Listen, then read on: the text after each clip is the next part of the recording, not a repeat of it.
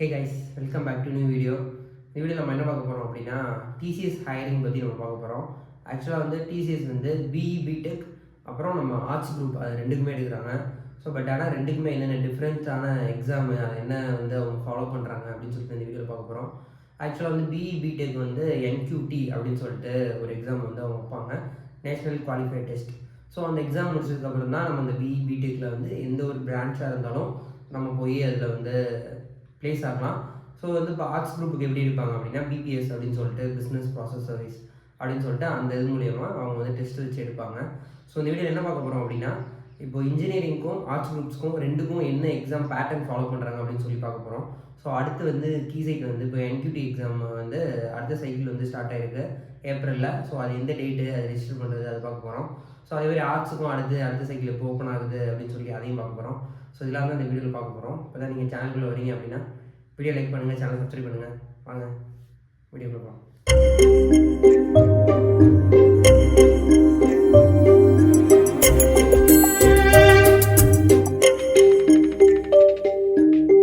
So இப்போ நம்ம வந்து ஆர்ட்ஸ் குரூப்ஸ்க்கு நம்ம வந்து பார்க்க போகிறோம். அதுக்கான என்ன பேட்டர்ன் யூஸ் பண்ணுறாங்க ஹையர் பண்ணுறதுக்கு அப்படின்னு சொல்லிட்டு. ஸோ இது ஆக்சுவலாக வந்து நார்மலாக நமக்கு என்கியூடிக்கு நம்ம இது பண்ணுற மாதிரியான ஒரு 3 ஃபேஸ் சைக்கிள்ஸாக தான் அதை வந்து எடுப்பாங்க. ஸோ இது வந்து எதுக்கான இதாக எந்த ரோலுக்கு எடுப்பாங்க அப்படின்னா பிபிஎஸ் அப்படின்னு சொல்லிட்டு எடுப்பாங்க, பிஸ்னஸ் ப்ராசஸ் சர்வீஸ் அப்படின்னு சொல்லிட்டு. ஸோ இதுக்கு என்ன பேட்டர்ன் அவங்க வந்து யூஸ் பண்ணுறாங்க அப்படின்னா கோடிங் நாலேஜில் எதுவும் தேவையில்லை, ஜஸ்ட் வந்து பேசிக் ஆப்டிடியூட் தெரிஞ்சால் போதும், வெர்பல் இருக்கும், ரீசனிங் இருக்கும்னு நினைக்கிறேன். ஸோ அது மட்டும் இல்லாமல் வந்து இதில் வந்து நம்ம ரிட்டன் எக்ஸாமாக இருக்கும். ஒன்ஸ் இந்த எக்ஸாம் வந்து கம்ப்ளீட் பண்ணதுக்கப்புறம் ஹெச்ஆர் இன்டர்வியூ இருக்கும். ஹெச்ஆர் இன்டர்வியூ முடிச்சதுக்கப்புறம் நமக்கு வந்து நம்மளோட ப்ரிஃபர்ட் லொக்கேஷனில் நம்மளை வந்து நம்ம போய் ஜாயின் பண்ணுற மாதிரி இருக்கும். ஸோ ஆக்சுவலாக இதுதான் இதோட process.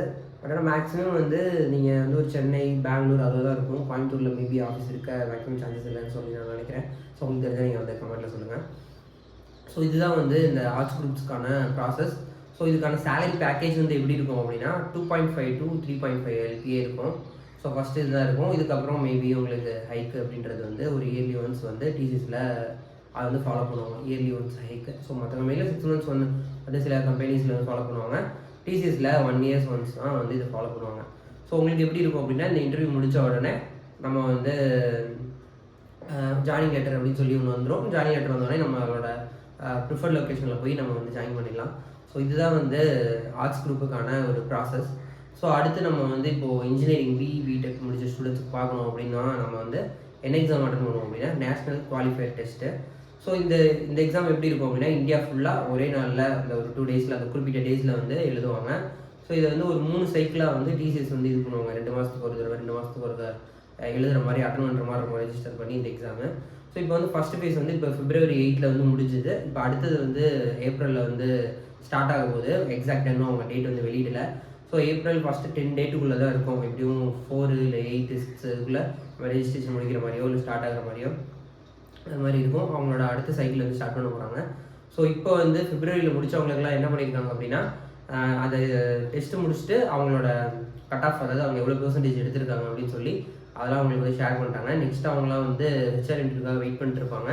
So maybe 1 or 2 months கண்டிப்பாக ஹெச்ஆர் இன்டர்வியூக்கான மெயில் வந்துடும். ஸோ ரெகுலராக வந்து நீங்கள் மெயில் செக் பண்ணிட்டுருங்க. ஒரு வேளை முன்னாடியே நான் அட்டன் பண்ணிட்டேன் எக்ஸாம் அப்படின்னா மெயில் செக் பண்ணுங்கள். அப்படி இல்லைனா நெக்ஸ்ட் ஸ்டெப் போர்ட்டலில் போய் நீங்கள் டிசிஸோட வெப்சைட் அது. ஸோ அங்கே போய் உங்களோட லாகின் க்ரெடென்ஷியல்ஸ் கொடுத்து நீங்கள் ரெகுலராக செக் பண்ணிட்டுருங்க, டெய்லியும் செக் பண்ணுங்கள். ஸோ மேபி ஏன்னா ஆஃபர் லெட்டர்லாம் வந்து 24 hours தான் வந்து அது ஒரு எக்ஸ்பயர் ஆகிடும். அதுக்கு மேலே அது எக்ஸ்பயர் ஆகிடும். அப்புறம் அது ஒன்றும் பண்ண முடியாது, நீங்கள் அதுக்குள்ளே அக்செப்ட் பண்ணலாம். ஸோ அதனால் வந்து நீங்கள் ரெகுலராக டெய்லியும் செக் பண்ணுறது வந்து நல்லது. ஸோ இப்போ நம்ம வந்து இதோட ப்ராசஸ் எப்படி இருக்குது அப்படின்னு சொல்லி போயிடலாம். என்கியூடி டெஸ்ட், அதாவது பிஇ பிடெக் முடித்தவங்களுக்கு பிஇயில் வந்து நம்ம ட்ரிபிள் இ இல்லை இசிஇ மெக்கானிக்கல் இல்லை எந்த பிரான்ச் நம்ம முடிச்சிருந்தாலுமே நம்ம வந்து நம்ம ஐடி கம்பெனிக்கு அதாவது போகலாம். இந்த எக்ஸாமும் நம்ம அட்டன் பண்ணலாம். ஸோ அதனால் சிஎஸ்சி முடிச்சிருக்கணும் இல்லை ஐடி முடிச்சிருக்கணும் அப்படின்றது மட்டும் இல்லை. ஸோ எந்த பிரான்ச்சாக இருந்தாலும் நம்ம அது வந்து போகலாம், நான் ஐடியாக இருந்தாலும். ஸோ இப்போ இதை வந்து எப்படி எடுக்கிறாங்க அப்படின்னா நேஷ்னல் குவாலிஃபை டெஸ்ட் அப்படின்னு சொல்லிட்டு ஒன்ஸ் நம்ம இதை அட்டன் பண்ணிடுவோம். அட்டன் பண்ண உடனே அடுத்து கொஞ்சம் நாள் கழிச்சு நம்மளோட பெர்சன்டேஜ் எவ்வளோ அப்படின்னு சொல்லிட்டு வரும். அதுக்கப்புறம் வந்து ஹெச்ஆர் இன்டர்வியூ இருக்கும். ஹெச்ஆர் இன்டர்வியூ முடிச்சதுக்கப்புறம் என்ன ஆகும் அப்படின்னா அந்த ஹெச்ஆர் இன்டர்வியூ பேஸ் பண்ணி இந்த டெஸ்ட்டில் நம்ம ஒரு பெர்சன்டேஜ் எடுத்துருப்போம்ல, அதை பேஸ் பண்ணி ஹெச்ஆர் இன்டர்வியூ வந்து நம்மளை ஒரு ரோலுக்கு வந்து அவங்களே ஷார்ட்லிஸ்ட் பண்ணியிருப்பாங்க. ஸோ ஒரு 80-95 மேலே எடுத்திருக்கேன்னா ப்ரைமு, டிஜிட்டல், நிஞ்சா அப்படின்னு சொல்லிட்டு அவங்களாவே உங்களை கேட்டகரைஸ் பண்ணி வச்சு அதுக்கேற்ற மாதிரியான கொஸ்டின்ஸ் வந்து ஹெச்ஆர் இன்டர்வியூவில் கேட்பாங்க. ஹெச்ஆர் இன்டர்வியூவில் கேட்டு ஃபைனலைஸ் பண்ணி தான் ஒரு ரோலில் வைப்பாங்க. ஸோ நீங்கள் வந்து இதுதான் ஹெச்ஆர் இன்டர்வியூவோட ப்ராசஸ்ஸு. ஒன்ஸ் வந்து நம்ம இன்டர்வியூ அட்டன் பண்ணி முடித்தோடனே நம்மளோட பெர்ஃபார்மன்ஸை வச்சு நம்மளை வந்து எந்த ரோலுக்கு போடுறது அப்படின்னு சொல்லி அவங்க வந்து முடிவெடுப்பாங்க. ஒருவேளை நீங்கள் வந்து டிஜிட்டலில் ஷார்ட்லிஸ்ட் ஆகி போய் ஹெச்ஆர் இன்டர்வியூ அட்டன் பண்ணுறீங்க அப்படின்னா உங்களை வந்து நீங்கள் ஒருவேளை நல்லா பண்ணல அப்படின்னா அந்த இன்டர்வியூவில் உங்களை தூக்கி நிஞ்சா கீழே போடுவாங்க. பட் ஆனால் நீங்கள் நிஞ்சாவில் வந்து சூப்பராக எக்ஸ்ட்ராடினரியாக அவங்க கேட்ட கேள்வியெல்லாம் பதில் சொல்லி சூப்பராக செமையாக பண்ணிங்கன்னா கூட்டிகிட்டு வந்து டிஜிட்டலில் உட்கார வைக்க மாட்டாங்க. ஸோ அங்கேருந்து அப்படியே தான் மேலே இருந்து வேணால் கீழே இருக்கவங்க, கீழே இருந்து மேலே கொண்டு வர மாட்டாங்க. ஸோ பட் ஆனால் நீங்கள் நிஜாலேருந்து ஒழுங்காகவே பண்ணல அப்படின்னா தூக்கி வெளில போட்டுருவாங்க. ஸோ அதுலேருந்து அங்கேயே வச்சுக்க மாட்டாங்க. ஸோ இதுதான் ஆக்சுவல் வந்து ப்ராசஸ்ஸு. ஸோ ஒன்ஸ் வந்து HR interview, technical, management HR எல்லாமே அங்கே தான் இருப்பாங்க. நார்மலாக சிம்பிளாக தான் இருக்கும் கொஸ்டின்ஸ்லாம். ஸோ ஒன்ஸ் அது முடிஞ்ச உடனே நமக்கு வந்து ஒரு 1 month ஆகும் ஆஃபர் லெட்டர் வேறு. நிறைய பேர் வந்து கமெண்ட்ஸில் சொல்லியிருந்தீங்க எனக்கு வந்து இன்டர்வியூ அட்டன் பண்ணி 10 நாள் ஆச்சு, 20 நாள் ஆச்சுன்னு எனக்கு ஆஃபர் லெட்டர் வரல அப்படின்னு சொல்லிட்டு. ஸோ கண்டிப்பாக வந்து 1 month ஆகும். ஸோ 1 monthக்கு அப்புறம் வரைக்கும் நீங்கள் எக்ஸ்பெக்ட் பண்ணலாம். இல்லை எனக்கு டவுட்டாகவே இருக்குது அப்படின்னா நீங்கள் வந்து கண்டிப்பாக நெக்ஸ்ட் போர்ட்டல் போய் வந்து செக் பண்ணுங்கள். ரெகுலராக வந்து செக் பண்ணுங்கள். ஏன்னா ஆஃபர் லெட்டர் வந்து அது 24 மணி நேரம் தான், அதுக்கு மேலே வந்து எக்ஸ்பயர் ஆகிடும். ஸோ அதுக்கப்புறம் நீங்கள் வந்து அதை அக்செப்ட் பண்ணுற மாதிரி இருக்கும் ஆஃபர் லெட்டர். ஸோ அதனால் வந்து ரெகுலராக நெக்ஸ்ட் போர்ட்டல் வந்து செக் பண்ணுங்கள், மெயிலும் செக் பண்ணுங்கள். பட் இருந்தாலும் நெக்ஸ்ட் போர்ட்டல்ன்றது வந்து டிசிஎஸோட ஒரு அஃபிஷியல் வெப்சைட்டு. ஸோ அதனால் நமக்கு இன்னும் கொஞ்சம் ஒரு இதுவாக இருக்கும். நீங்கள் மெயில் வந்து ஒரு ஸ்பேமில் போயிருக்கலாம், இல்லை நம்ம நோட்டிஃபிகேஷனில் எங்கேயோ மெயில் வந்து நம்ம கண்டுக்காமல் இருந்திருக்கலாம். ஸோ அதனால் வந்து ஜஸ்ட் லாகின் பண்ணி பார்க்குறது தான், அது ஒன்றும் பெரிய வேலை இல்லை. ஸோ அதனால் ரெகுலராக வந்து டெய்லி மார்னிங் ஆர் ஈவினிங் ஒரு தடவை, மார்னிங் ஒரு தடவை ரெகுலராக செக் பண்ணிக்கிறாவே போதும்.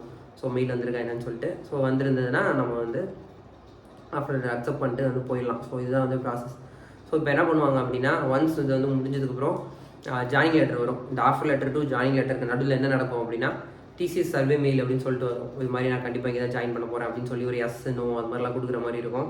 ஸோ ஒன்ஸ் அதெல்லாம் கொடுத்ததுக்கப்புறம் அடுத்தடுத்த ப்ராசஸில் என்ன வரும் அப்படின்னா நீங்கள் வந்து எந்த லொக்கேஷனில் வந்து உங்களோட டாக்குமெண்ட் வெரிஃபிகேஷன் வந்து எனக்கு ஓகே அப்படின்ற மாதிரி அது கேட்கும். இப்போ நீங்கள் ஒரு டிஸ்ட்ரிக்டில் இருக்கீங்கன்னா உங்களுக்கு பக்கத்தில் இருக்க ஏதோ ஒரு டிஸ்ட்ரிக்ஸில் இருக்க ஏதோ ஒரு காலேஜில் வைப்பாங்க.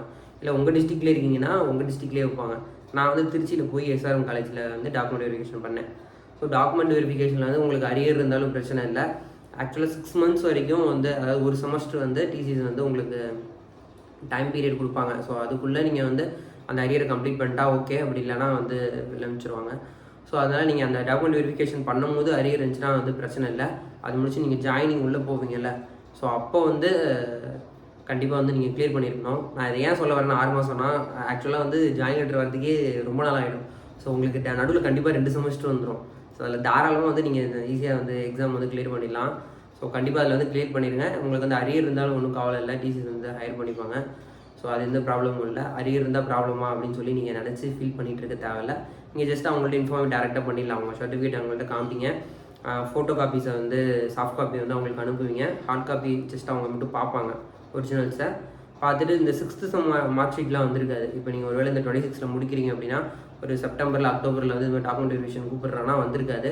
அதில் வந்து நீங்கள் என்ன சொல்லலாம் அப்படின்னா நம்ம ஆன்லைனில் ரிசல்ட் வந்து வெளியிட்டு இருந்திருப்பாங்கல்ல. இப்போ அண்ணா யூனிவர்சிட்டியோ இல்லை நம்ம காலேஜே வந்து அட்டானமஸாக இருந்தால் நம்ம காலேஜில் ஆன்லைனில் வந்து நம்ம காலேஜோட அஃபிஷியல் வெப்சைட்டில் வெளியிட்டிருப்பாங்க நம்ம ரிசல்ட்டை. ஜஸ்ட் அதை நம்ம பிரிண்ட் அவுட் எடுத்து அதை நம்ம வந்து ஃபிச் பண்ணிக்கலாம். அதாவது 6th செம் மார்க் ஷீட் மட்டும் சொல்கிறேன். எல்லா செமஸ்டரும் கோட் பண்ண முடியாது, ஏன்னா 6th செம் வந்து அப்போதைக்கு வந்திருக்காது. ஸோ அதனால் அதை மட்டும் ஃபெச் பண்ணிக்கலாம், அவங்க அக்செப்ட் பண்ணிப்பாங்க. ஒன்ஸ் இதெல்லாம் முடிஞ்சதுக்கப்புறம் ப்ராசஸ் முடிஞ்சோன்னா கண்டிப்பாக அரியர் கிளியர் பண்ணிட்டீங்கன்னா தான் உங்களை உள்ளே வந்து உங்களால் ஆன்போர்ட் ஆக முடியும்.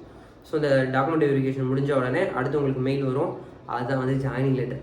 ஸோ அடுத்து ஜாயினிங் லெட்டர் வந்ததுக்கப்புறம் நீங்கள் வந்து டிசிஎஸ்குள்ளே போயிடலாம். ஸோ டிசிஎஸ் உள்ளே போன உடனே 3 மாதம் ட்ரைனிங் இருக்கும். அடுத்து எப்படி ப்ராஜெக்ட் வந்து சூஸ் பண்ணுறது அப்படின்னு சொல்லிட்டு அதுக்கு ஒரு வீடியோ போட்டிருக்கேன். ஸோ கண்டிப்பாக போய் பாருங்கள். அது உங்களுக்கு ஒரு ஐடியா கிடைக்கும், எப்படி ப்ராஜெக்ட் சூஸ் பண்ணுறது, நம்மளை எந்த டொமைனில் போட்டிருக்காங்கன்னாலும் பரவாயில்ல அப்படின்றதெல்லாம் உங்களுக்கு ஒரு ஐடியா கிடைக்கும். ஸோ அவ்வளோதான் கைஸ், இது இந்த வீடியோ. அந்த வீடியோவில் நான் ஷேர் பண்ணுவோம் அப்படின்னு சொல்லி நான் நினச்சேன். ஸோ இந்த வீடியோ பிடிச்சிருந்தா வீடியோ லைக் பண்ணுங்கள், சேனல் சப்ஸ்கிரைப் பண்ணுங்கள். இன்னும் வந்து டேட் வந்து சொல்லலை. ஸோ அந்த டேட் நான் சொன்னதுக்கப்புறம் அடுத்த ஃபேஸ் எப்போ ஆரம்பிக்குது அப்படின்னு சொல்லி பிபிஎஸ்க்காக இருக்கட்டும், என்கியூடி இதுக்கு பிடெக்காக இருக்கட்டும், நான் ரெண்டுக்குமே வந்து இன்ஜினியரிங் கிராஜுவேட்ஸ்க்கும் ஆர்ட்ஸ் கிராஜுவேட்ஸ்க்கு ரெண்டுக்குமே நான் வந்து வீடியோ வந்து சொல்கிறேன். அடுத்த வீடியோவில் பார்க்கலாம். Tata, bye bye.